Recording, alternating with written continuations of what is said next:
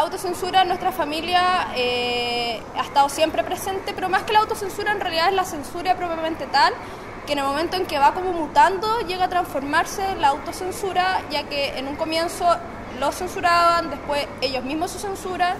y hoy día en el momento de contar la historia se autocensuran. Y por eso lo denominamos autocensura, en el sentido de que no nos cuentan toda la historia por motivos emocionales o simplemente que no tienen recuerdo de toda la historia. Y en el momento en que vamos encontrando algunas piezas del rompecabezas, esta historia que está medio oculta, medio discreta, empieza a aparecer y el rompecabezas se va armando y va mutando también, porque no es el rompecabezas propiamente tal, sino que va cambiando en su forma. Claro, lo que nos pasa a nosotras como hijas de víctimas directas de ese periodo, como personas que no vivimos ese periodo,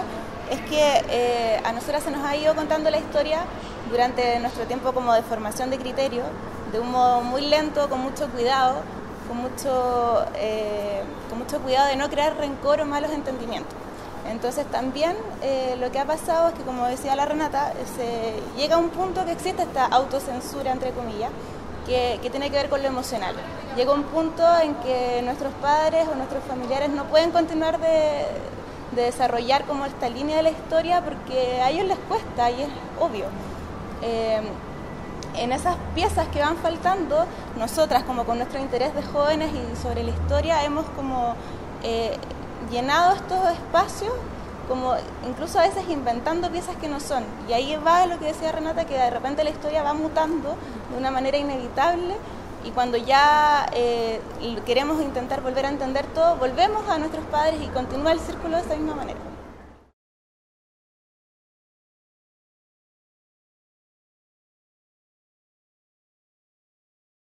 Creo que la relevancia para mostrar las obras en este museo son dos. Una, que el museo está cargado de parte de la historia, como ya decíamos, emocional, que no nos perteneció en términos temporales, pero sí en términos emocionales, así que tiene una carga súper potente. Y también en que nosotros, como artistas jóvenes de hoy en día, con nuestra mirada, mostramos un trabajo que es muy distinto a la forma de mostrar del museo, que es más de registro, más de reproducciones de hechos o testimonio o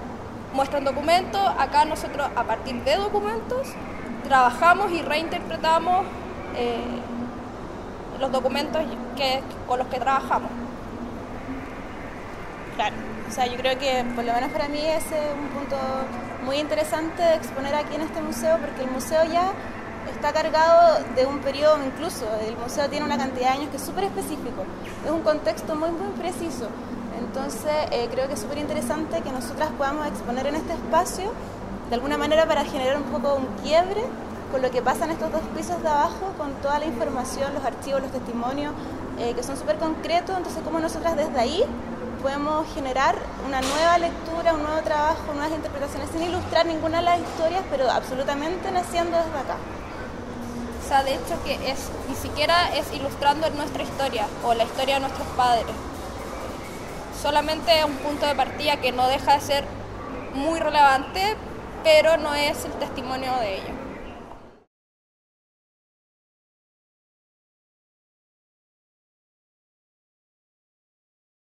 Yo me encuentro en el closet de la biblioteca de mi padre con una carpeta llena de negativos de alto contraste. En el momento en que me pongo a conversar con él, qué es lo que lo hallado, él me cuenta que en el momento en que él vivía en Cuba, información que yo manejaba parcialmente, a él le dan la misión en el partido, en el MIR, de crear un curso de formación política junto con otros compañeros y entrarlos a finales del año 83, principio del año 84, a nuestro país en forma clandestina. Los negativos entran barretinados en una carpeta y son guardados por 26 años en la biblioteca, ya que nunca se llevan a revelado ni nunca se hace el curso de formación política por los cuales habían entrado. Al momento de tener los negativos, él se acordaba solo que eran los cursos de formación política, pero cuando yo decido revelarlo, me doy cuenta que son los cursos de formaciones políticas, hay libros de Marx, hay cartas al partido contando qué es lo que estaba pasando, pero me decido trabajar solamente con el curso de formación política porque son los que son firmados por Jaime Torres, alias JT, hoy en día mi padre. Es ahí cuando yo ya había venido trabajando con un tema de extracción y de censura, cuando decido extraer cada una de las palabras a través de un bisturí de las fotografías reveladas, porque en realidad considero que lo importante era la historia de los negativos más que lo que contenían estos negativos, por lo que quedan completamente despojados de palabra alguna y son montados en mesas de luz, porque en el momento que entraban a nuestro país deberían haber sido revelados en cuartos de fotografía. Los cuartos de fotografías trabajan con luz roja, por eso el rojo de las mesas. Y en el momento en que ya la obra está como un poco culminada, me doy cuenta que negro y rojo también aluden mir, son distintas miradas, pero en realidad parte desde el tema del rojo de los cuartos clandestinos en los que ellos trabajaban. Y estas mesas van acompañadas cada una de la historia de él, contando esta historia que yo la estoy contando ahora con mis palabras, pero qué es lo que pasó a él, más lo que contenía los negativos era que la historia de ellos, cómo habían llegado a nuestro país, y es interesante porque es como él se acordaba, a lo mejor, y ahí entra un poco también la mutación de la que hablábamos,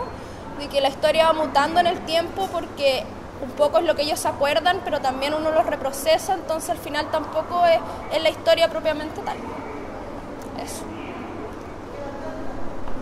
Mi obra funciona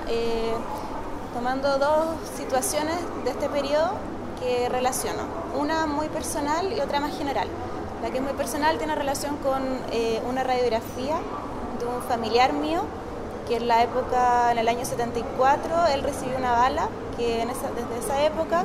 hasta el día de hoy la tiene incrustada en su hombro. Esa bala en ese minuto no se la pudo extraer, entonces hoy en día es parte de su hueso. Yo lo que hago es, desde la radiografía, tomo la forma de la bala y esa forma hago una elevación en una tarima de 3 por 2 metros por 80 centímetros de altura. Y esto funciona como la base escultórica del resultado de mi trabajo.